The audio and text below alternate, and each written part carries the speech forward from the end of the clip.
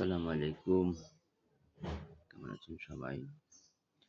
আশা করি সবাই ভালো আছেন। আজকে পবিত্র ঈদ উল ফিতর, দীর্ঘ ১ মাসের সিয়াম সাধনা আর ত্যাগের পর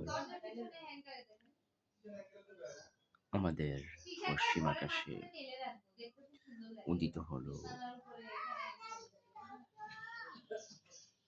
শাওয়াল মাসের বাঁকা চাঁদ। শাওয়াল মাসের বাঁকা চাঁদ ওঠার মাধ্যমে নিয়ে এসেছে আমাদের আনন্দের বার্তা এবং মিলনের ডাক।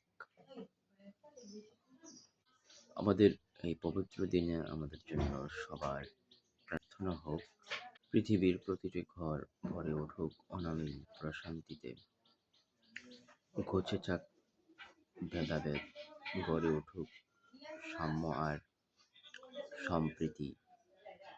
নতুন এক পৃথিবী, সম্প্রতির এক নতুন পৃথিবী।